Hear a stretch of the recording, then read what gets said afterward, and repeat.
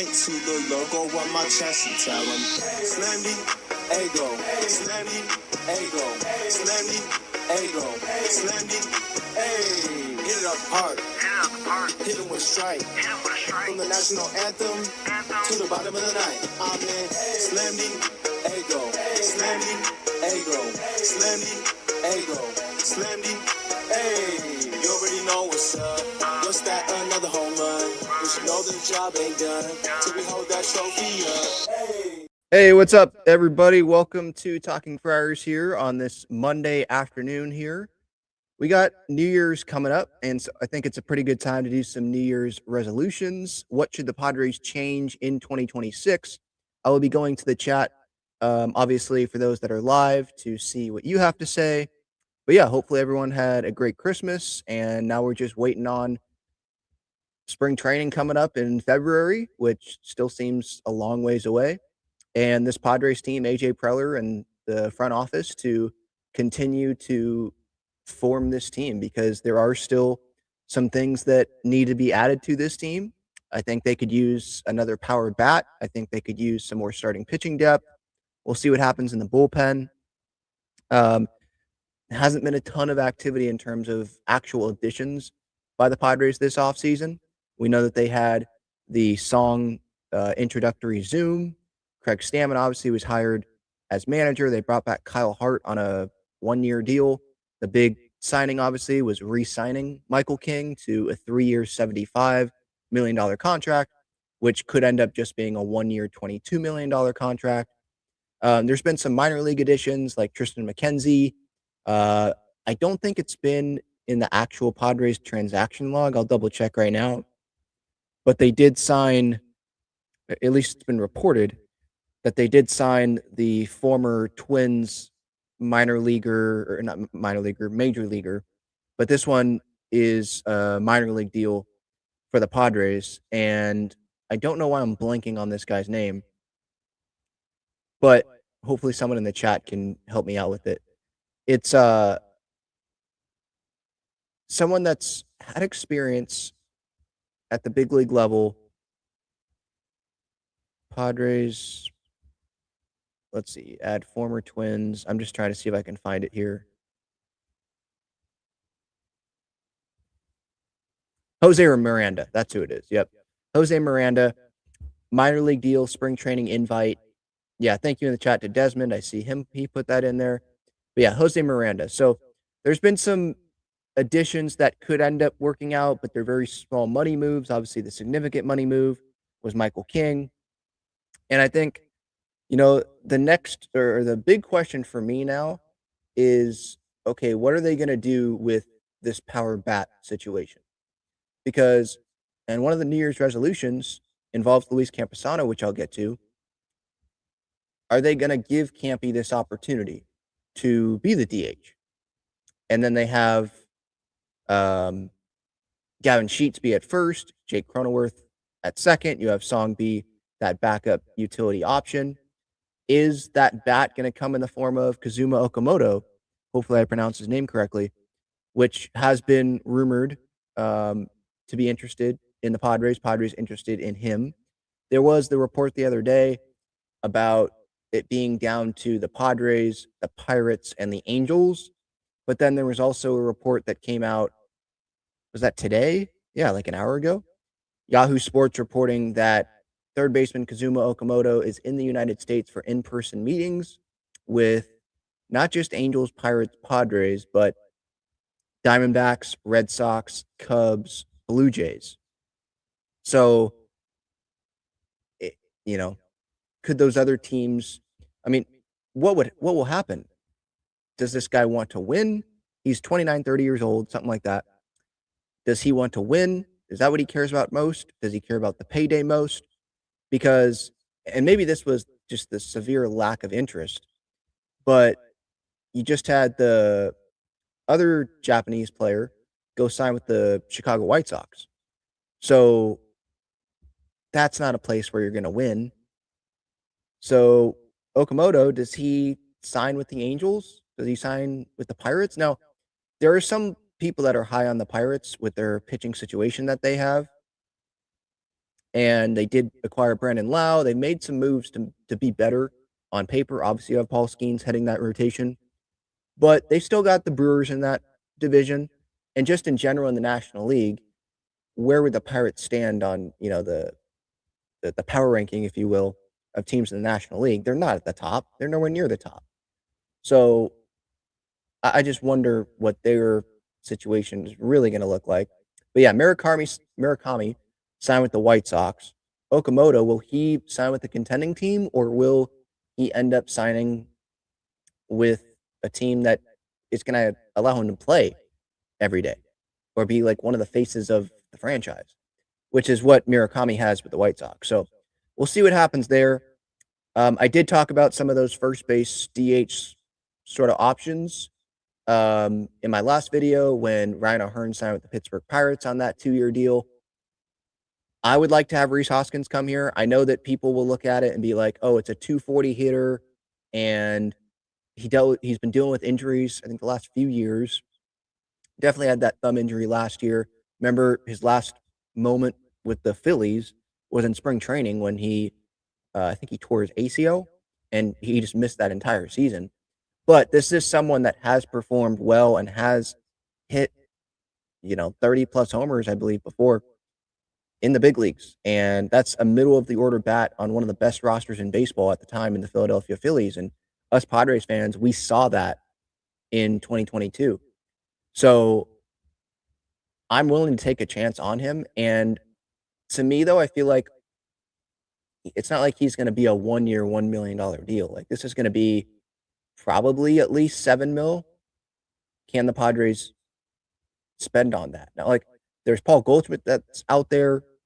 There's Hoskins. So, like, between those two, would you give let's say it's $7 million. You're giving the $7 million to Hoskins, not Goldschmidt, I would think. Just to have, like, Crony's a left-handed bat. To have that right-handed bat power potential, obviously you need him to stay healthy. I think, like, if you're the Padres and you have a limited budget, you're going to have to take risks. Like, that's just what's going to have to happen here. Because the less risky players are the ones that are probably getting the $20 million a year, right? Like, you're not in on Kyle Tucker. You're not in on Bellinger. You weren't in on Pete Alonso, who posts all the time, right? So either you're going to have to make trades, or you're going to have to take some risks on some guys that have done it before, but maybe they're not coming off the best season, or they've been injured. So I think Rhys Hoskins is definitely someone that would fit on this team in terms of what they need. And then it's other guys being healthy, right? Jackson Merrill being healthy. He was banged up. Manny's these guys, they're going to be banged up. Manny's going to be banged up, but it's just a matter of, is it going to be a really bad injury? He's dealt with the elbow before. Is it going to be something like that? Or is it going to be something that is more manageable? Tatis, can he stay on the field? And can we get that power, right? Because a healthy Tatis, I think you're going to see the power. You're going to see the line drives. Maybe not as much when he's battling through something. But that's someone like those guys, Merrill, Manny, Tatis, those are guys that want to play. Same thing with Bogey. Wants to play. Crony wants to play. So they're going to be dealing with stuff. Sometimes you're going to have an injury that you just cannot control, and that's a big reason why you can't get the production that you thought you were going to get out of one of your big players. But that's not going to be a resolution, because it's like, what needs to change? That's uncontrollable, those injuries, right? But what's controllable? So I'd like people in the chat here that are here live today. Let me know your New Year's resolutions for the Padres. What would you want them to change going into the year? It doesn't just have to be signings, because sure, there's like, find a first baseman bat, right-handed power bat that can DH, can play first, along with Crony, because maybe Crony goes to second base. Can we find that option? Like, sure, I guess that's a resolution, but like, obviously, I'm just talking more about what can change that we can control more. So I'm going to start off with the fans, actually. And the first one for me is to not overreact to holes that are on the roster right now. If you want to start overreacting when it's spring training, but even then, like, sure, we can talk about it, but we know that AJ Preller has made key additions to this team. He's made those additions during spring training. This is not someone that looks at spring training, the report date for pitchers and catchers, looks at the Super Bowl as some sort of deadline, like, oh, I got to have all the moves done by now. Would it help? Sure, especially when there's a WBC coming up this spring, but Jurickson Profar late, Michael Wacha late, Seth Lugo, I think, was late. Pavetta, I'm pretty sure, was late. Like, there's been a lot of moves here that have been late. Obviously, Manny, the press conference was during spring training. So stuff is going to be later than other teams. And that's okay. Because what matters is what's the roster looking like on opening day? What's the roster looking like when the trade deadline passes? Because then you can't change the roster at all, obviously. So that's what I would like to look at. So yeah, I get it. We're fans. Sports talk shows, they need to have something to talk about. But at the same time, it's like, let's realistically look at this. It's December 29th. There's still time here to make moves. Like, there's other it's not like the Padres are just going after these guys. These players want to get the best offers. The agents want to get the best offers. The players want to get to know the teams, especially players that haven't been in the big leagues before. So, like the Japanese, Korean players, right? So, and I know they have deadlines too.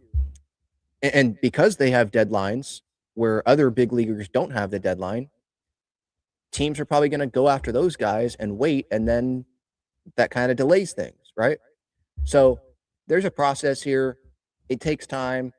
Would it be cool if, like, there was a Christmas deadline or something? So, like, we would know, the huge moves in the off season, they'd be done, or like have winter meetings be the deadline that week. So that there'd be huge moves during that week.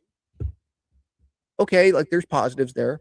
But there's also negatives too, because then the rest of the offseason, are we talking about potential moves that our teams could make? No, the offseason's over. So, and then obviously there's leverage on both sides there, and one side definitely would not be in favor of that, right? Like, the clubs would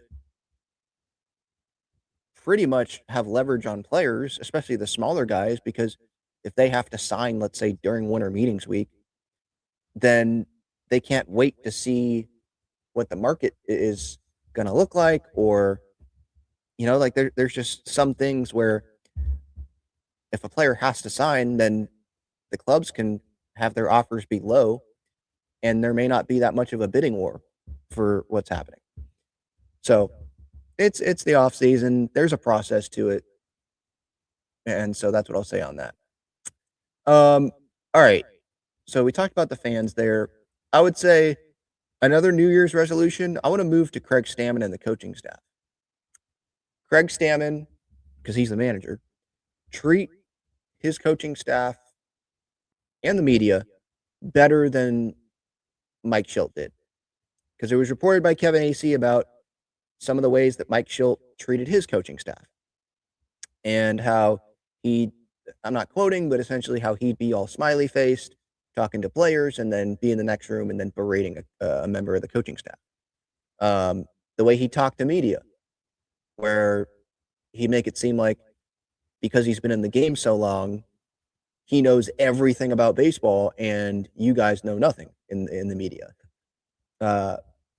That's the way it came off sometimes. And that's unnecessary. So I hope that Craig Stammen will treat his coaching staff better. I hope that he'll treat the media better, when the Padres are on a losing streak or something. Hopefully things will be better in that aspect. Luis Campasano is my next one. Give Luis Campasano a real shot. And maybe he won't get that real shot if there's some additions that happen and it's like they just made these additions. Like, those guys are going to play. Those guys are going to get the opportunity over Campy. But looking at the situation right now, you've got Gavin Cheech, you've got Crony. I'm not starting Song right away. He's sitting on the bench, using him in that utility type role. Bogey at short, Manny's at third. Who's DHing? Give the at-bats to Campy.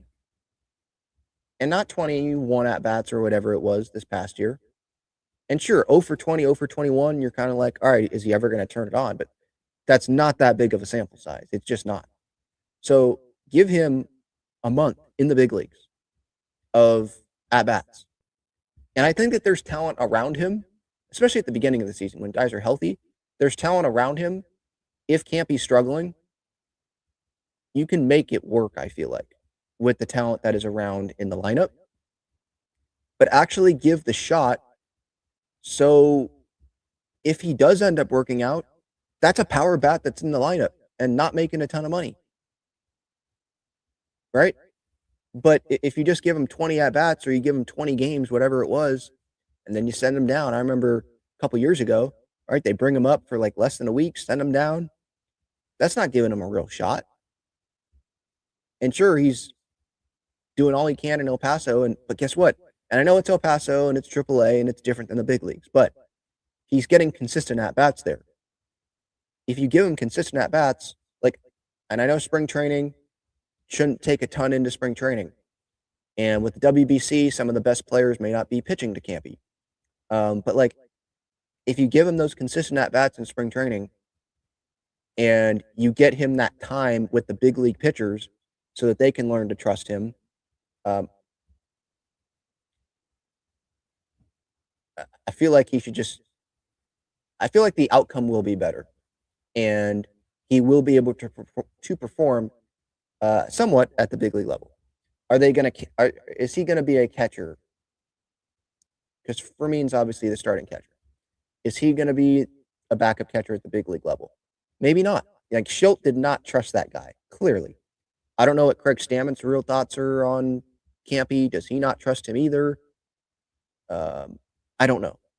But from Campy's mindset, when he talked to the media at the end of the season, I think going into the postseason about how he was like, yeah, I had a great year. Because he's talking about the overall sample size where he did have a great year. He's not going to just look at the small amount of time he had at the big leagues where he didn't get a hit and be like, oh, I had a terrible year. He can only control what he can control. So I think he has a great mindset. I think he's always trying to get better. And I'm kind of tired, to be honest, of Campy being in the Padres organization and we just still having that question. Maybe some fans don't have the question and they know like Campy's not a part of this. They should just part ways. But I want to give him that last shot where, again, like it's a month of time in the big leagues where he gets at bats to see how he can adjust. And then if it's not working, then you can cut bait with them. And you can end the Luis Campasano experiment instead of waiting and then bringing him up for a little bit, sending him back down. He rakes. Bring him up for a little bit, send him back down. He rakes. So that's how I feel about that. Other resolutions, I mean, we could talk about players having bounce back years, right? Guys being healthy. I think some fans would probably bring up here on what the Padres should change in 2026. Don't bunt.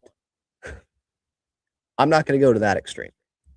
I am not going to be like, do not bunt ever. But early in games, yeah, maybe don't take the bat out of really anyone's hands.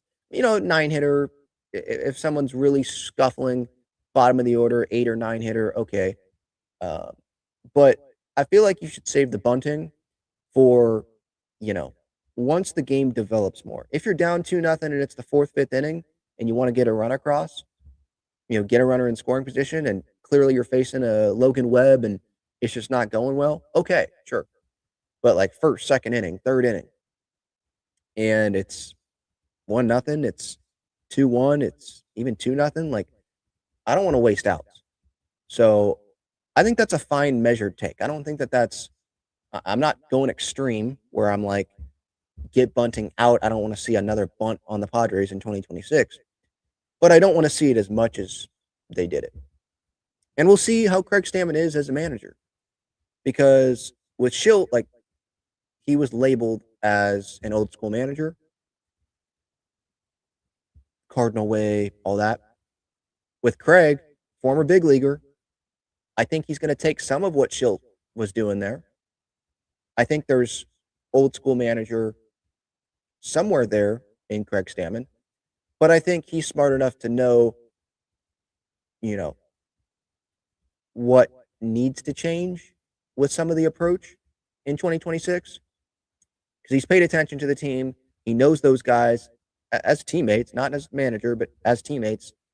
And so hopefully some things will, turn for the better there in 2026. If we go back to the fans, I don't think anything needs to change in terms of ballpark attendance. Like we sell out that ballpark, doing a great job with that. I'd like to have, and I get it. There's, with the new ownership and the possible sale, maybe this isn't a realistic ask, but I would like to see John Seidler speak to the media and, answer tough questions about selling the team. And I know he's given an explanation in the letter, but like actually talk to the fan base about what you're looking for in this next owner. Could it be in 2026? Do you think it's going to be during 2026? Have you talked to the players? Have you talked to AJ about this? I assume yes, but like, even if it's a one-on-one interview with Kevin Acee, I'd like John Seidler to speak in length just to hear from him. I think that would be good to hear from him. One resolution that popped in my head about FanFest, actually, this is something that actually is already in the works, but I just wanted to say it on the show in case people don't know about it. But the autographs, the long lines in FanFest around the stadium where you're waiting for 2 hours and Tatis was the one that was signing, but now it's Brian Hoeing or something. Just an example. Doesn't seem like that's happening anymore because there's going to be reservations that you can make. If you have FanFest tickets, season ticket members are going to get the priority, but there's going to be specific time windows that you can book to guarantee that you'll get an autograph during that time window. I don't know if it's going to have a list of players during that time window that you can reserve, but it's going to be time windows that you can reserve. So it's like, that's your window. You will get an autograph. You will get a picture, something. You will get it during that window. So that's cool. I think that helps. Other resolutions. I mean, I could obviously mention, hey, win a wild card series, make it to the NLCS, right? But that's obvious. That's what needs to change. Like, you need to win postseason games and offense, score more runs in the postseason when it matters the most. Sure, like that needs to change. But that's more of the uncontrollable stuff. I was thinking more of like controllable stuff, like a camp, like give him playing time, give him the opportunity. You can't control how he's going to play, but you can give him the opportunity, right? Another resolution, AJ Preller extension. That's something that John Seidler can control. Now, maybe Preller's like, I want to see who the new owner is before I sign an extension. But it was weird how you had Kevin, you had Dennis talking about how, yeah, AJ Preller extension should be happening pretty soon. And then there hasn't been anything. And what the Padres will say is AJ Preller's got more important things to worry about. He's already under contract through 2026. We'll worry about an extension later. And that's totally fair.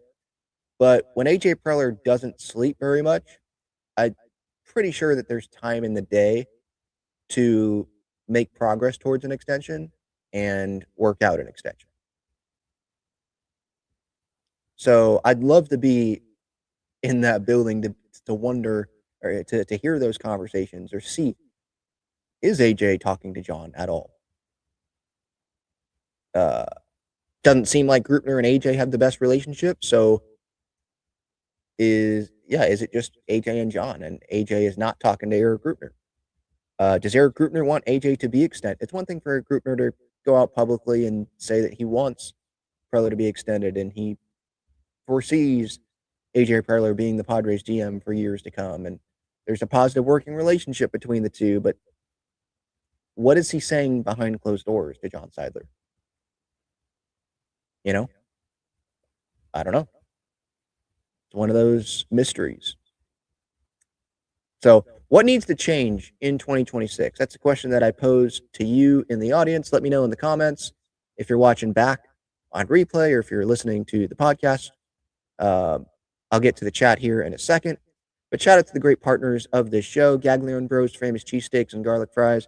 Their main location is on Friars Road.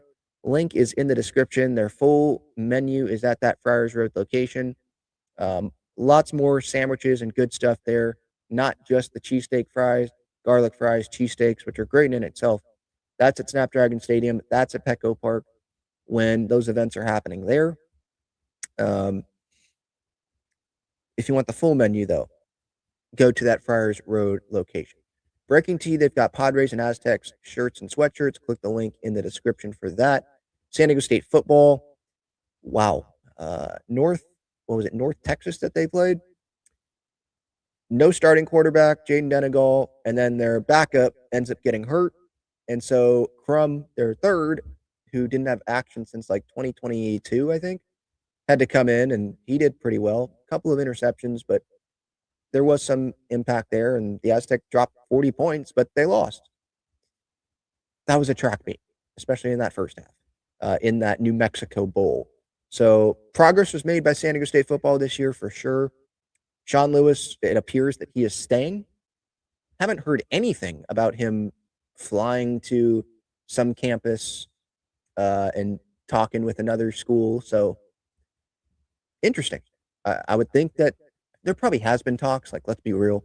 There probably has been talks with other schools that we just don't know about. But yeah, good that Sean Lewis appears to be staying for next season. San Diego State basketball, obviously, they are underway. They're in conference play. And SDFC is going to be starting training camp, them and San Diego Wave coming up in January preseason. So, I'm not a big fan of winter because the main sports, not a whole lot of action going on. So can't wait for January, February, March to really get things going here back in San Diego sports-wise. SeatGeek code Talking Friars, $20 off your first order when you sign up with your email address, not just Padres games, but there's concerts, other events. So please use that to your advantage. But yeah, let's go to the chat here. Team needs a first base DH. Yep. Like Gavin Sheets is an option. Crony, I would put him at second base to start the year. And then you have Sheets or someone else, first base DH. Campy, as of now, would make the roster, probably as the DH, unless I'm just totally forgetting someone. Would they try Campy at first base? I don't know. But yes, adding another one of those bats.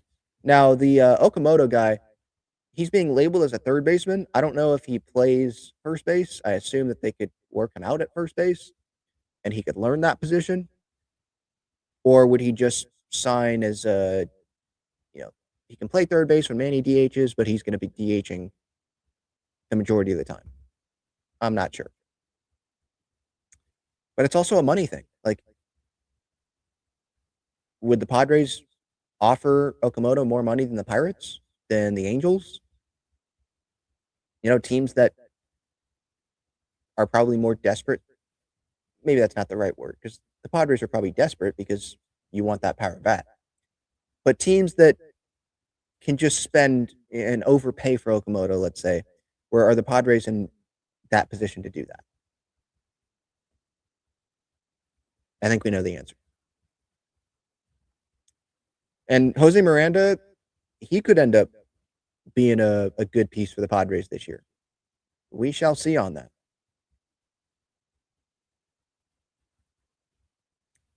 Alex says, did you see the outrageous Jake Hunter Green trade? Oh, like Cronenworth Hunter Green? I did not see that. Was that a trade? One of those trade hypotheticals put out there on social media?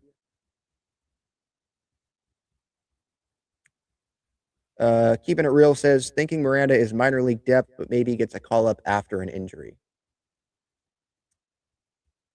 Yeah, could totally be the case. I'm looking up his numbers right now. Jose Miranda. So last year, he only got 36 at bats at the big league level with the Twins. This next season will be his age 28 season. He can play third, can play first, so he could DH as well. His best year, 2022, rookie season, he hit 15 home runs, 125 games, OPS over 750. 2024, his OPS was 763 in 121 games. So 2022 and 2024, those were his best years with the Twins. But 2023, 40 games. This past year, 12 games.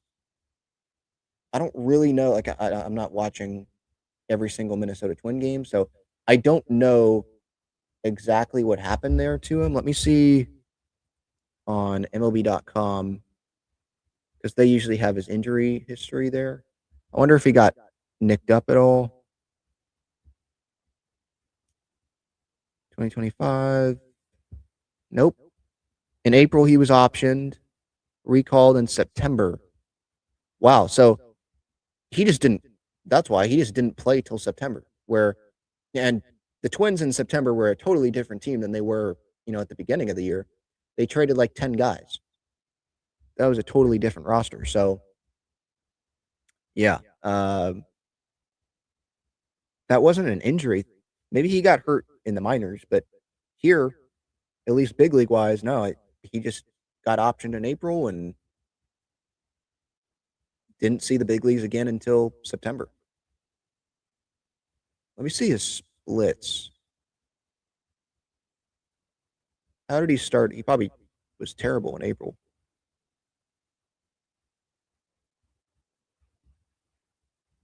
Miranda.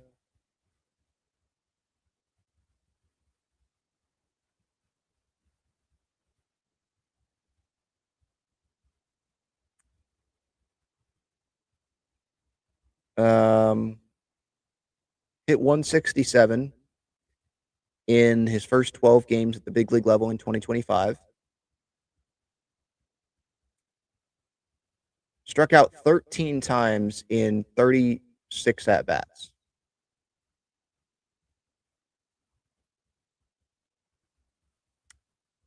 Yeah. 6 for 36. So he just didn't start off great. But it's someone that's done something at the big league level before. It's one of those where it's a no risk deal, it's a minor league deal. And maybe it plays out, amazing. And maybe it doesn't, but we'll see. That's not going to be the deciding factor in the Padres season. Let's put it that way.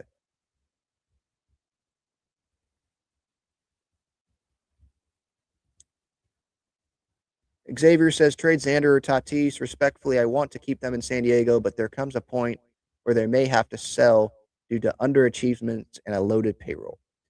Okay, Tatis has a no-trade clause. Xander, I think, does, and no one's taking that contract. Tatis, someone would take the contract, but why would you trade one of your best players?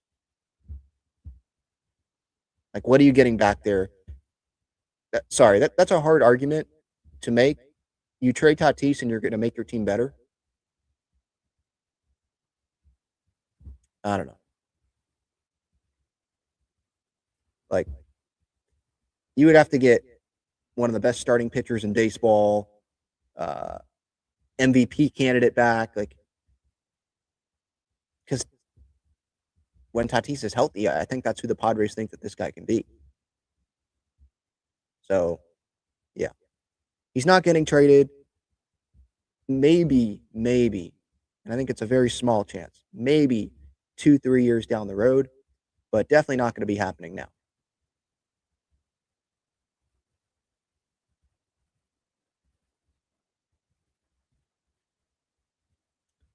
Irie says, I don't like when people say the beginning of the season doesn't really matter. Literally, we were riding that 14-game win streak all year to keep us where we were. That's true. Would they start 15-5? So, yeah, it does matter. I think you're probably referring to how I was talking about Luis Campasano. And how like I'd give him a month to give him the at bats, see how it goes, and then if you need to cut bait, you can cut bait. I'm not saying the beginning of the season doesn't matter. I'm saying you do it then to find your answer, because the Padres, they can think all they want that they have the answer, but they haven't given him the consistent time. As like, you're the starting player every day, here you go. And some people may say, well, he needs to earn that.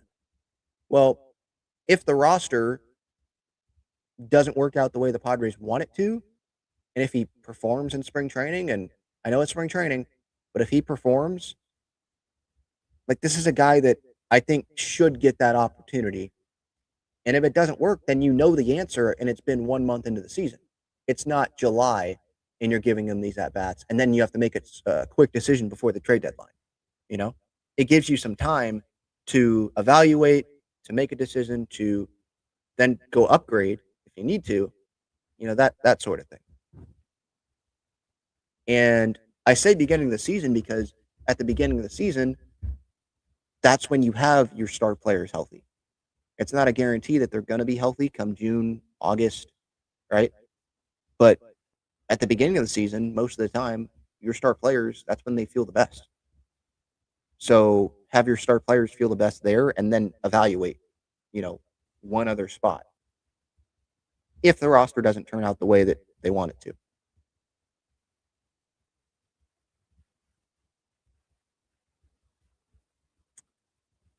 Yeah, no, Alex, I did not see that Hunter Green Cronenworth trade. No, I did not. The Reds are not doing that. Although it does seem like Hunter Green's been with the Reds forever. So when is he a free agent? Not that the Padres would sign him. Like that to me, that's like Dodgers written all over it. Unless he already signed a contract extension. Okay, he's on a 6-year, $53 million deal. With Tito Francona as the Reds manager, though, they're not trying to tear it down. Right? Why would Francona be managing then? Okay, so they've got 4 more years, including this next season, of Hunter Green.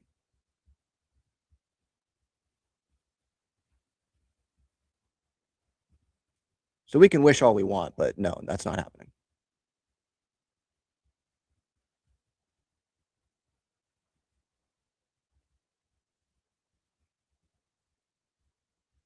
All right, let me check social media one more time just to see if there's anything else that's been put out there.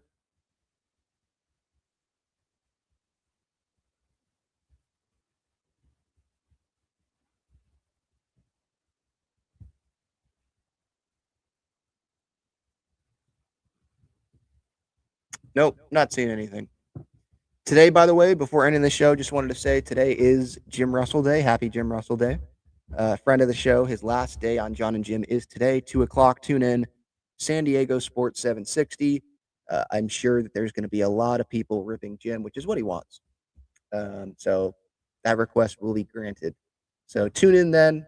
Should be a fun show. Love that duo. Gonna miss that on the radio, but they'll still be doing some stuff on the wrap-up show in 2026, and I'm sure I'll have them on the show again. If you missed my talk with Jim Russell, where he did talk about stepping away from San Diego Sports Radio and him being on the East Coast now, you can go catch that podcast platforms and on YouTube. But yeah, that's going to do it for this show. Thank you everyone for the time, and hopefully you guys are either enjoying some time off or you had a good Christmas and you're going to have a good New Year, and hopefully the Padres will bring us some additions pretty soon.